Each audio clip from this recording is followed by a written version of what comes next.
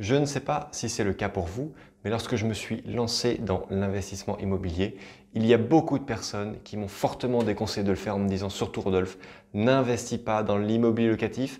Et dans cette vidéo, je vous propose de revenir sur chacun des 5 arguments qu'ils m'ont avancés à l'époque. Salut les investisseurs intelligents, c'est un plaisir pour moi de vous retrouver aujourd'hui dans cette nouvelle vidéo dans laquelle je vais me dévoiler un peu plus à vous parce que je vais vous parler de mes tout débuts en tant que jeune investisseur en immobilier.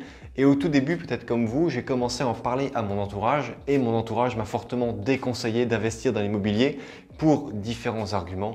Et le premier argument qui m'a été avancé, c'était de me dire que Rodolphe, jamais tu ne trouveras une banque qui te financera un investissement locatif car c'est déjà difficile de trouver un crédit pour sa résidence principale, alors ça l'est encore plus pour de l'investissement locatif. Mais qu'est-ce que c'est faux? Qu'est-ce que c'est faux? Comme tous ces autres arguments que je vous dirai dans le reste de la vidéo, mais l'argument de vous dire que les banques ne financent pas du locatif, c'est complètement faux et c'est encore plus faux aujourd'hui puisque aujourd'hui, le HCSF a donné des recommandations pour augmenter le taux d'endettement de 33 à 35% et de considérer 100% du loyer dans le calcul de l'endettement et pas 70% du loyer. Ça montre bien que le HCSF, donc le Haut Conseil de stabilité financière qui agit au niveau de la Banque centrale européenne, donne des conseils, des consignes aux banques européennes pour stimuler l'économie en libérant le crédit, la cession à l'immobilier soit de résidence principale ou à l'immobilier d'investissement locatif. Donc dire que les banques ne financent pas de locatif, c'est complètement faux. C'est uniquement valable pour des personnes qui ont peut-être vu des mauvais blogs ou qui ont écouté des personnes qui ont essayé, qui n'ont pas mis en place les bonnes méthodes et qui ont eu des refus de crédit. Moi, ça m'arrive d'avoir des personnes qui me disent « Oui Rodolphe, je suis désolé, mais là je ressors de chez mon banquier. Mon banquier m'a dit que c'était fini, qu'il n'y avait plus de crédit pour du locatif. » Oui, c'est faux. Va voir un autre conseiller peut-être dans la même agence et tu auras un discours qui sera complètement différent. Va voir une autre banque et il y aura une politique qui sera complètement différente. Je l'ai déjà dit, mais si vous habitez dans un endroit et que autour de cet endroit, il y a 4 agences bancaires et que dans chacune de ces agences bancaires, il y a 5 conseillers financiers, eh bien, il y a possiblement 4 x 5, 20 avis différents sur votre projet. Et sur les 20 avis, il y en a peut-être 5 qui vont dire non catégoriquement, il y en a peut-être 5 autres qui vont dire non mais, il y en a peut-être qui vont dire oui mais et d'autres qui vont dire oui tout court. Donc, vous devez simplement enchaîner les rendez-vous et je l'ai déjà dit dans une vidéo parue il y a peu de temps, que le refus de crédit, ça fait partie du jeu, d'accord? En tant qu'investisseur immobilier, vous allez forcément rencontrer sur votre chemin des banquiers qui vous diront non. Heureusement, j'ai une bonne nouvelle pour vous, il existe autant de banquiers qu'il existe d'avis favorables sur votre projet. Vous devez donc tenir bon et surtout apprendre à présenter un projet pour lequel la banque vous dira oui. J'ajoute qu'une banque a besoin de vous prêter de l'argent car lorsqu'elle vous prête 100 000 euros, elle va récupérer 120 130 000 euros en fonction de la durée de crédit qu'elle va vous prêter, mais également en fonction du taux du crédit qu'elle va vous octroyer. Donc, elle a besoin de vous prêter de l'argent parce que pour vivre, pour payer ses salariés, pour payer ses actionnaires, elle a besoin de générer des bénéfices, elle a donc besoin de prêter de l'argent. Le deuxième argument qui m'a été annoncé à de nombreuses reprises, c'était les impôts. On m'a dit « Rodolphe, n'investis pas dans l'immobilier locatif car tout ce que tu vas gagner va partir en impôts. » Ça, c'est faux. C'est également complètement faux. Ça peut être vrai si on opte pour les dispositifs fiscaux qui ne vont pas, si on n'y connaît absolument rien et que l'on déclare absolument tout n'importe comment. Oui, là, une très grosse partie va partir en impôts. En revanche, si vous maîtrisez la fiscalité, si vous connaissez ses finesses et si vous comprenez l'esprit de la fiscalité, je peux vous garantir que vous allez vous en faire un allié puisque vous allez faire baisser votre impôt grâce à l'immobilier. Donc, une fois de plus, c'est un secteur qui est réservé à ceux qui s'y connaissent. Vous n'avez qu'à taper dans Google « Je possède un bien immobilier, comment réduire mes impôts ?» et vous allez tomber sur des dizaines de sites internet qui vont vous expliquer comment réduire votre imposition grâce à l'immobilier. Et je ne parle pas ici de Pinel, de Censier-Bouvard, de système Robien, de loi de Normandie, etc., etc. Je ne vous parle pas de ce que nos chers ministres savent nous pondre pour nous faire croire que l'on va payer moins d'impôts.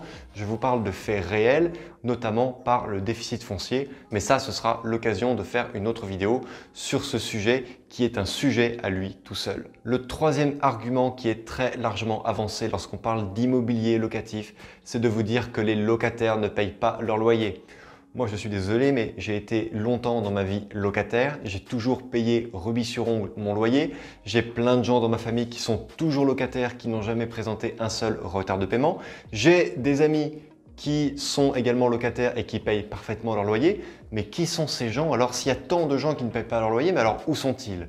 Eh bien, c'est le phénomène de l'arbre qui tombe. Comme l'a dit Confucius, un arbre qui tombe fait plus de bruit qu'une forêt qui pousse. C'est-à-dire que si vous avez 100 locataires qui payent parfaitement leur loyer, mais que vous en avez un seul qui ne paye pas son loyer, eh bien, ce locataire qui ne paye pas son loyer va faire beaucoup plus de bruit et va complètement réduire à néant la réputation de tous les autres locataires. Et fort heureusement, il existe une écrasante majorité de locataires qui payent bien son loyer, qui occupent en bon père de famille et en bon usage l'appartement qu'ils louent.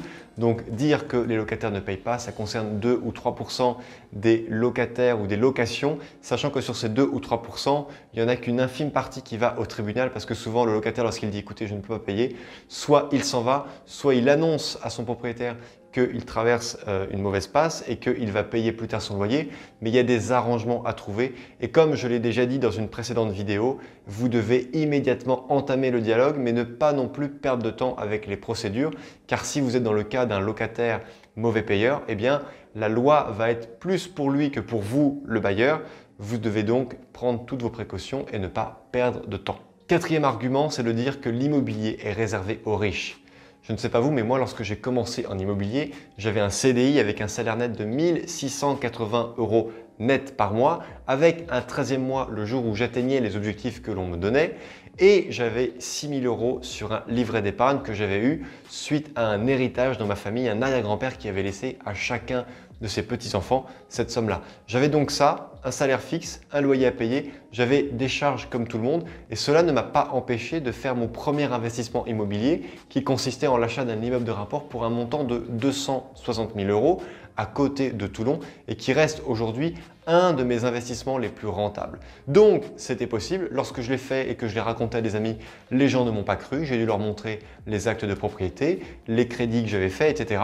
Et j'ai tout simplement réussi parce que j'ai prouvé avec un dossier en béton armé que je maîtrisais la fiscalité, que je maîtrisais les relations avec un locataire, les baux de location, le droit immobilier, la négociation, comprendre le charabia du notaire car au début souvent on n'y comprend rien parce qu'il y a des mots en latin, des mots en grec, il y a pas mal de mots compliqués. Mais après, avec l'habitude, à force de signer des compromis de vente ou des promesses de vente, il y en a un qui est un acte authentique et pas l'autre, eh bien, vous allez comprendre tous les rouages de l'immobilier et vous allez monter en compétence. Donc, l'immobilier est réservé aux riches. Non, c'est faux, c'est réservé aux personnes qui s'y connaissent. Si une personne riche fait de l'immobilier mais qu'elle n'y connaît rien, elle va y laisser des plumes et de la peau, mais elle va y perdre beaucoup d'argent. Il vaut mieux une personne qui a de petits moyens mais qui a de fortes connaissances qu'une personne qui a de gros moyens mais qui n'a aucune connaissance. Cinquième argument qui rejoint le quatrième, c'est de dire que l'immobilier est réservé aux professionnels et que toi, Rodolphe, en tant que particulier, tu ne peux pas faire d'immobilier parce que c'est un milieu qui est réservé aux marchands de biens, aux agents immobiliers, aux personnes qui ont l'habitude. Mais moi, je connais plein de marchands de biens qui le font à titre particulier et qui arrivent à s'enrichir de manière très importante alors qu'ils ont commencé en tant que particulier avant de se professionnaliser. Vous devez donc commencer par une première acquisition, une petite, après une plus grande. Après, vous ferez une opération d'achat, rénovation, revente ou d'achat, division, rénovation, revente ou d'achat aux enchères et de revente avec une plus-value importante. Maîtriser la plus-value, maîtriser la fiscalité. Vous savez qu'au bout d'un moment, lorsqu'on fait de l'immobilier et qu'on commence à générer beaucoup d'argent, soyez certain d'une chose, c'est que au bout d'un moment, tout devient fiscal, d'où l'importance de miser sur soi, de se former et d'apprendre à gérer la fiscalité. Car si vous ne la connaissez pas, ça va être un ennemi. Si vous la connaissez, ça va être un véritable ami. Chers amis, cette vidéo est maintenant terminée. J'espère qu'elle vous a plu. Posez-moi toutes vos questions en commentaire et surtout, dites-moi quels sont les arguments que vos proches, que votre entourage vous avance pour vous empêcher, pour vous faire freiner des 4 fers d'investir dans l'immobilier locatif. Chers amis, merci d'avoir suivi cette vidéo en totalité. Likez-la, partagez-la, abonnez-vous à la chaîne si bien sûr ça n'est pas déjà fait. Et surtout, comme d'habitude, n'oubliez pas, crise ou pas crise, on fait la route ensemble. Ciao!